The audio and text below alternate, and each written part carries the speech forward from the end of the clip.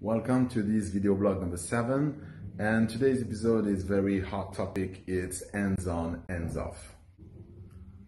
In physiotherapy today we have a lot of debate about hands-on and hands-off approach, which is better, and I think it's a wrong debate. There is a place for both. First, hands-on.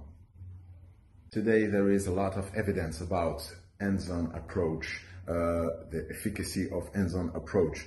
All the therapists who say, oh, hands-on is rubbish, manual therapy sucks, they don't understand. Manual therapy, hands-on approach allow a better recovery, a better range of motion. It reduces pain, it modulates pain, it allows a better proprioception, it makes a better relationship with the therapist. So hands-on approach, I'm sorry, is very, very useful, but it's not the only way. Secondly, hands-off approach. It's very conservative.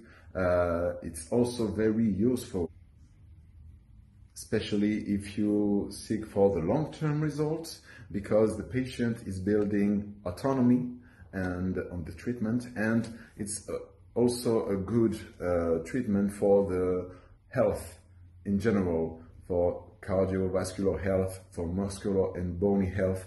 So hands-off exercise, it's also a good treatment. In conclusion, I will say that hands-on and hands-off approach are like both wheels of a bike. If you only have one wheel, you won't go very far.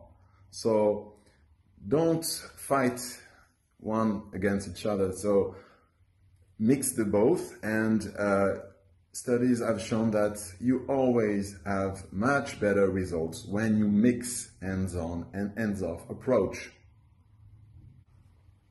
So as usual, let me know what you think about in the comment section, and I will see you in the next video. Bye!